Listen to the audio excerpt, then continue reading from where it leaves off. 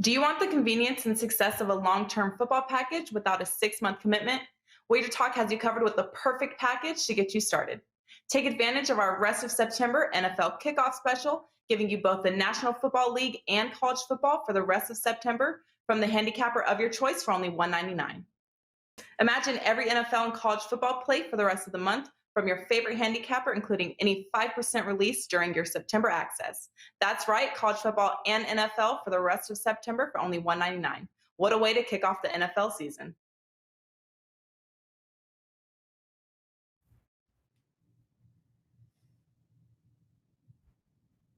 All right, look at that. It's Friday again. Craziness is what I tell you. September the 10th, welcome in.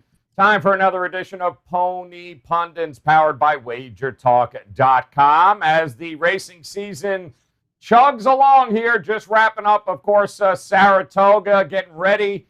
Still a few more big races before the Breeders' Cup back at Del Mar and in what seems like just around the corner. So who better to help you make it a profitable weekend at the track than the pundits themselves? We welcome in Marco D'Angelo and Sig in the house, ready to go. And Marco, how's it been, my man? How was your week? And this is an interesting race we got coming up here over the weekend.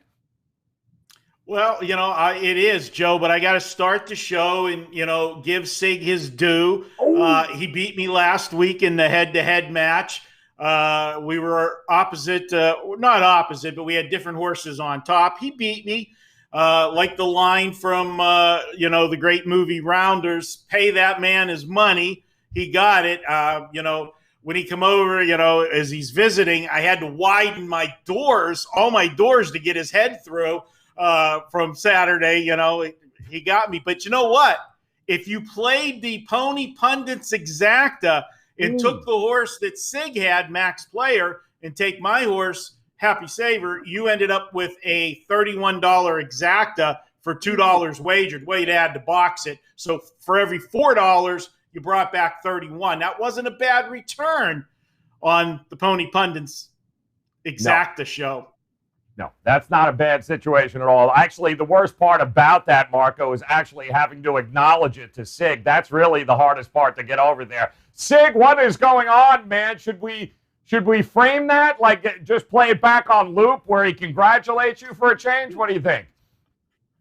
Well, Joe, I definitely wasn't expecting that. And I want to use the Rounders quote, actually the Outcast song from probably earlier the last decade. Hey, yeah, ask the question, what's cooler than being cold? Ice cold? We were ice cold last week with the superfecta on our selections for last week's show. So forget your pundits exacta, Marco. All you need to do is play Sig's picks ice cold, and you are winning a nice little amount. I love it. We got it all down to a science here, guys. We got a big race, though, and we've got some breaking news in this race with the Turf Cup Stakes going to take place, guys. Kentucky Downs here tomorrow. We do have a late scratch. We'll talk about that coming up, and, of course, we'll go 1 through what is now, I believe, 11. We'll go ahead and break these horses down, but I do want to let you know, of course, that both Marco and Sig opportunities galore this weekend for you to be able to make it extremely profitable, including Sig's daily racing report. That's available each race day, 9 a.m., guys. You can get it directly at his page, wt.buzz/Sig. And, of course, Marco continuing his just being red hot in baseball, 46-24 since the All-Star break. His clients are just, they're rolling in it right now. And we got football on tap. Don't forget that. Finished last year 17-4. When you put it all together, it's called the 3-day all-access pass for $69, guys. Get all the Turf Cup Stakes races, get all the selections there, MLB, and, of course, big football weekend. Visit WagerTalk.com there for Marco's package. All right, let's do this here, guys. We're going to start. I believe we're going to go to you, Marco. I never know. Yeah, let me look. 15-1. It's got to be you, no? Yeah, Joe. It is, and I'll tell you what. The one thing I would say is we preview this race.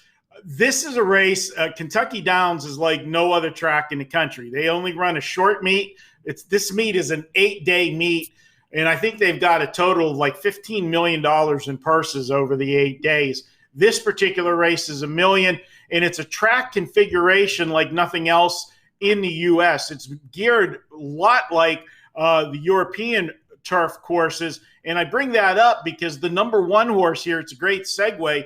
This is an Argentina horse that has been racing here in the U.S. Its last few starts, but started overseas and raced very well there. And I think this is a horse that's going to do well in this race at a big price.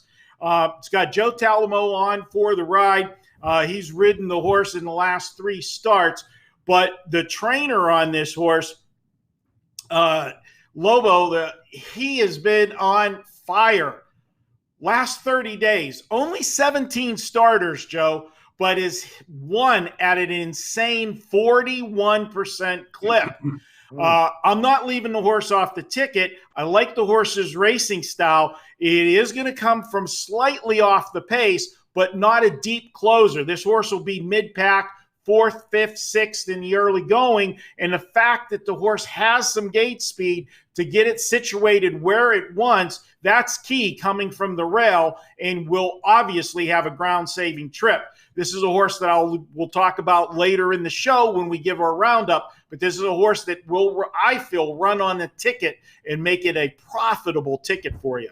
Yeah, well, listen, it's a great field, too, because we know that this is a win-and-you're-in spot to the $4 million Breeders' Cup Turf at Del Mar. That's going to be November 6th. So, Sig, we're going to move on to number 2 here, and Crossfire Hurricane. I can't believe you got the 20-1 and gave Marco the 15-1, but okay. Go ahead, tell me what you think of number 2 here, Sig. I'll take the 20-1 here. Kitten's Joy would be a very proud papa on Saturday. He's got 3 of his offspring racing in this race here. This is probably the one son he would be a little disappointed in, though.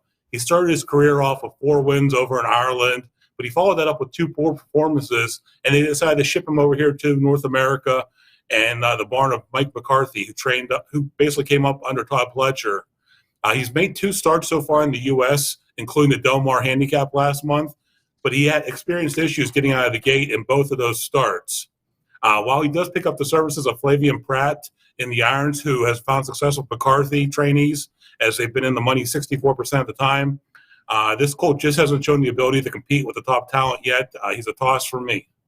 All right, got to move on, which is what we're going to do to, oh no, got blinkers written all over it. Channel Cat here, Marco, number 3. Our boy John Velasquez here, 9-2 early line. What do you think? What do you think of Channel Cat here? Yeah, obviously this is a horse that's been consistent over his career. The 6-year-old horse, 28 starts, 6 wins, 3 seconds, 5 thirds. His banked $1.4 million over his career. You've got to consider the horse. The racing style, he has gate speed, so he can get out, get situated where he wants. We've seen the horse try to set the pace in recent starts. We've seen him just sit right off the pace and then make that run in the stretch, try to pounce. I like the horse's racing style. It sets up for this race. The problem that I don't like with this horse is, although the horse has the fastest average speed figures in the field, if you look at the last few races, he's just not getting that last 16th of a mile. And we know in turf racing, they come from everywhere at the finish of the race. And the fact that he's not been finishing well, there's other horses in better form.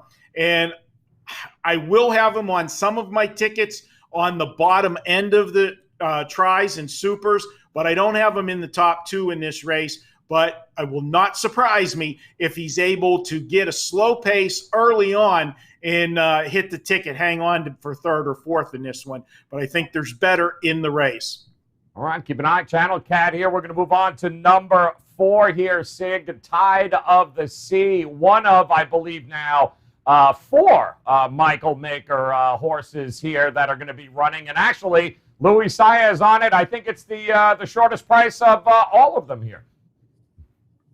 Yeah, Joe, he's 6-1 here on the morning line here. He made a switch last summer from the Bill Mott barn to the Mike Maker barn and went on pretty much a tear there. He hit the exacta in 4 straight races after changing barns, and then they decided to bump him up in the stakes company, and he's found some success there as well. First at Gulfstream Park during the championship meet, he had a win in the McKnight and a runner-up finish in the McDermida Stakes. The distance should not be a problem for this horse. He's the son of English Channel, but the fact that he could get locked into an early speed battle with Channel Cat, which would leave him with nothing left in his tank, does concern me here for the stretch run. While nobody in this field is better than Mike Maker at getting a horse ready to run long, his ability to hold off a late charge from the field is going to keep him off my tickets on Saturday. I won't be using Tie to the Seeds unless it's Tie to the Sea, unless it's very deep on a superfecta ticket.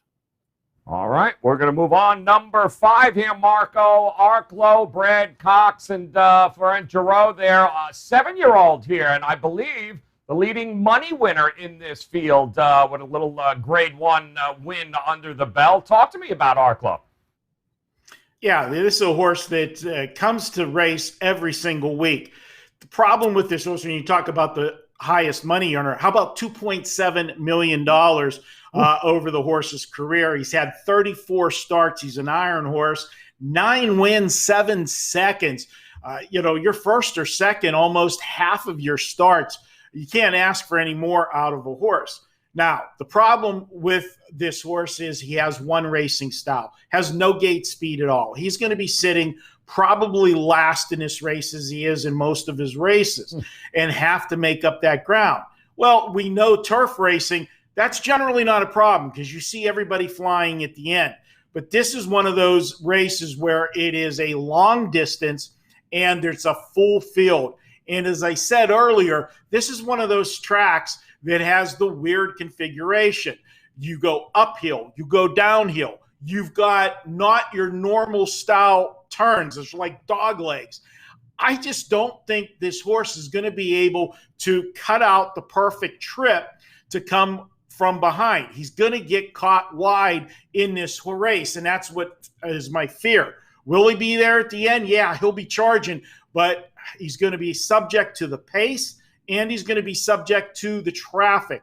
I have him on my ticket, but when we get to the end, I've got somebody on top over him, but I'm not throwing out any horse right now trained by Brad Cox. We've talked about that over and over. There's not a trainer that's been hotter than him over the last 2 years in these big races. So absolutely we'll have Arklow on my ticket, but I'm going to go for some value in this race with a longer shot on top. All right, there we go. Let's move on. Number 6 here, Bluegrass Parkway, another Mike Maker horse here. Tell me what you think at 20-1 here, Sig. Well, if you guys haven't noticed yet, I'm sensing a pattern that I have all the Mike Maker horses in the field now with the scratch of Zulu Alpha. But Mike Maker and Julian Leperoux do make a formidable team on the turf. But there's a number of drawbacks that I'm finding with this gelding in here. And if you guys didn't catch Twitter this week, apparently Julian Leperoux is also a gelding himself.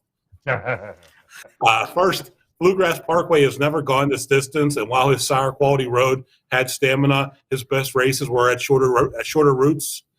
Second, although his last start at Kentucky Downs Preview Cup at Ellis Park was a win, he was racing in an allowance company prior to that start. And the recent works, while they've been fast, I can't figure out how this horse fits against some of the better turf horses in North America. And while a ride on the Bluegrass Parkway would be welcomed by me, a bet on this one would not. I am tossing them. All right, it's a toss. Can't wait to hear Marco and Fantasioso. Talk to me here, Marco. 12-1, kind of middle of the road here. What do you think here with Umberto Rispoli on top? Yeah, this is a horse, Joe, gave me some problems looking at the race because I want to use him and I don't want to use him. I look at that last race he had, and he had some traffic trouble. He was in tight early down at the rail, tried to make a move, looked like he was going to come through, and then had the inside lane shut off on him.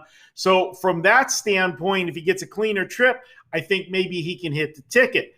I like his running style. He's going to be coming from off the pace. I like the fact that this is another horse from Argentina. We talked about these invaders from coming across the pond race well on these type of turf races. My one concern is the jockey in this race. This is a big race. He's done super at Del Mar and Santa Anita, Rispoli, and he does well on turf races. This is a big stage, and I'm not, I don't want to say he's going to be overwhelmed in this race, but I think there's better jockeys in here. And whenever you're talking about a race this distance and this track configuration, the jockey can make all of the difference in the world. I will have this horse on some tickets underneath because he is a live long shot, in my opinion, but it's not a horse that's going to make my top 4 for the show. Okay. All right. Well, we'll move on. Number 8 here, Sig. And Michael Maker. You're correct. A Journey to Freedom, my friend. I ran Ortiz on top. I do believe 10-1 here on the morning line. What do you think of A Journey to Freedom? Well, Joe, the first thing you're going to notice is ever since this horse joined the Maker barn, he's been within a few lengths of the winner at the wire in almost every single race. He's going to relish the distance in here, as well as the long, wide stretch run that they get at Kentucky Downs. And Irad and Mike Maker have found success together. And the fact that Irad chose this mount leads me to believe that they are expecting a big effort from him on Saturday. At 10-1, A Journey to Freedom is going to be my long shot selection here in this race. All right, let's go. Moving on. Number 9 here, Marco. Glynn County. Tyler Gaffleon on top here. Look at that. Michael Maker. What do you think there of number 9 there, Marco? Sorry to steal one of Sig's Michael Maker horses, but he left me this one probably because this one's not going to hit the ticket. This is an interesting horse. If you look at just the race lines, this is another one of those horses that's always charging at the end. My concern here, if you look at the last race and watch that replay, he got an absolute perfect ground-saving trip. Things opened up for him, and he should have ran through won that race. He finished 3rd. He hung in deep stretch. And if he hung in deep stretch with a perfect trip in that last race, and even though it was a grade 1 stakes race, I feel this race is much tougher than the horses he faced in that graded 1 stake. That was a grade 1 based on the name, not the horses that were in it. I also look at the fact here with this horse, unlike the other horses, we've got another question mark. This is the first time this horse is going to race without Lasix. Until we see how the horse responds without Lasix, we don't know. It's an unknown factor. You can assume that, no Lasix is going to hurt a little bit. And then whenever you consider the distance they're going in this race, that could be a big factor late. So those are my concerns with Glynn County and why I don't have the horse on my ticket. Would it surprise me if the horse, hits 3rd or 4th? Yeah, I don't want to use the line that Sig used a couple weeks ago. But almost anybody in this field can run on the bottom end of the try and super in this race. It's going to come down to trip and pace. And we'll talk about that in the summary. Man, we got some numbers on this board, too. Here, moving on, number 10. Talk to me, Sig. Epic Bromance here. Joe Bravo on top. We got another horse that switched barns along the way, huh? Yeah, Joe, actually, this horse has made the rounds. That's one of the first things I was going to tell you is he started out in the Kelly Breen outfit and then shifted to the Mark Cassidy barn. Now he's under the direction of Ken Sweezy, who I'm sure was pleased with his 3rd place finish in the United Nations last month at Monmouth in his debut for the barn. He's another horse I think is going to be part of this early pace setup, but he hasn't demonstrated so far the stamina necessary to be a factor in these longer races. And though he was able to hold on for a piece, I don't think he's a serious win contender, and his non-Lasix performance, like Marco was just referencing, at Keeneland in April may be repeated here. I'm not sure if he blooded that April race or not. I couldn't find the information, but he definitely could not hold on for the long mile and a half distance, and I don't foresee him doing that again. Another toss for me. All right, tossing that out there. We'll move on. Now, here's where the breaking news came in just about an hour ago, guys, with Zula Alpha. Shocker, Mike Maker horse here. And Marco, it appears Zula Alpha has decided greener pastures. It's time to retire here. So there won't be a Zula Alpha in this race here. But what did you think of this horse? Well, obviously, this is one of the great turf horses of our era. This horse, 37 lifetime starts, had 12 wins. Joe banked $2.2 million. Unfortunately for Zula Alpha, the rest of his career, he doesn't get that golden second career that I always joke about. If I come back as a racehorse, I want to be a champion stud horse. Unfortunately, he got the ultimate equipment change a while back. He's a gelding, so he's just going to enjoy the greener pastures in retirement. And it was fun watching this horse. It was always flying at the end, but we will not see Zula Alpha anymore. Michael Maker did a fantastic job with this horse, but on to retirement. And thanks for the memories, Zula Alpha. Yep. Well earned, though. That's for sure. Well earned. Now, I don't know, and we'll look into it and figure it out. Are they bringing up Big Dreaming for this, number 13? There are some eligibles, but we'll get the story for you there. We do have one more on the board here with Breakpoint, and I know you two probably want to fight over who's going to break this horse down. So, Sig, I'll throw it to you. Is that better? Go to you, Sig, for Breakpoint at 20-1? Sure, I'll be happy to break point here with you, Joe. He's another well-traveled colt who began his career in Chile before coming to the U.S., and he basically won all 5 of his starts in Chile before coming up here. They put him in the barn of Chad Brown, who's fantastic on the turf, and he couldn't get anything out of this horse. He had a 4th-place finish, followed up by an 8th-place finish in the Bowling Green at Saratoga back in July here. He's now transferred to the barn of Steve Asmussen. Now, if you guys remember, last week on the show, I told you about a transfer of a horse to the Asmussen barn. That was Max Player, who went on to win that race. Wow, this will be his first race for that barn.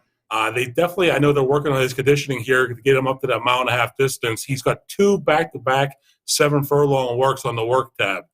You usually don't see a 7-furlong work that often. 6 furlongs anymore are becoming more rare and more rare.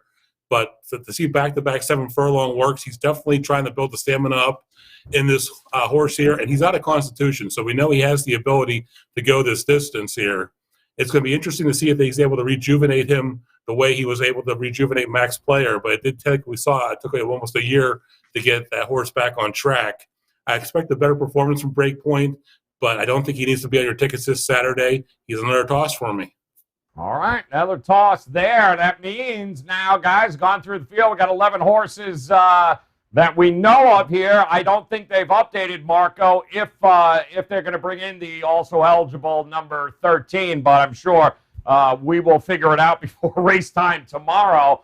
But we got to figure out what's on the card here, Marco. What is on your card here for this Kentucky Turf Cup race? Joe, I'll just say real quickly, if they do bring the 13 in, and what the question is, sometimes there's a cutoff as to when a also eligible can move in off of a scratch. So that's what we're trying to get confirmation on. If the 13 does move in, it does change the dynamic of this race, because from post 13, this horse races one way, and that is to break from the gate and try to go to the lead.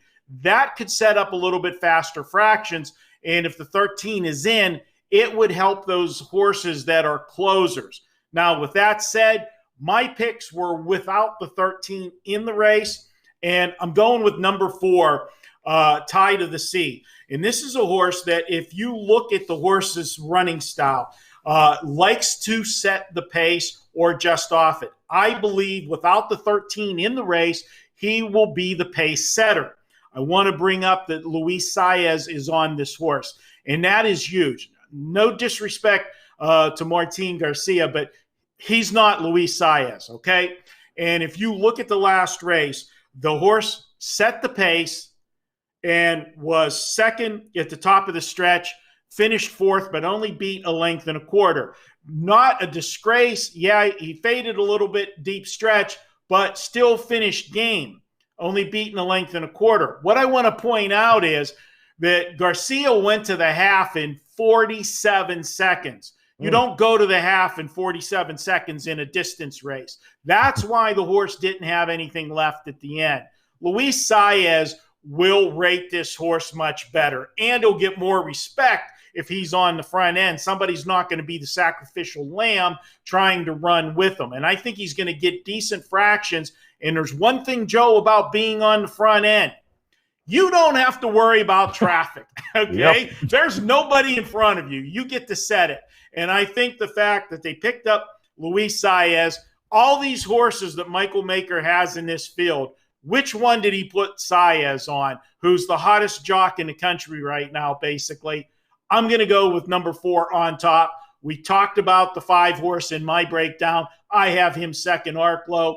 The 8, A Journey of Freedom. That was one of Sig's horses to talk about. This is a horse that I think is on the improve. Picks up Irad Ortiz. Again, Michael Maker had 5 horses in here. The 2 best jockeys in the country are on the 4 and the 8. That tells you something. Mm-hmm. And then for me, I broke down the 1 and told you why I think he's going to hit the ticket at a price, because of having the rail in a ground-saving trip, and his style will have him sitting just off the early fractions and won't have as much of a traffic problem as some of the other closers. That's my 4 horses.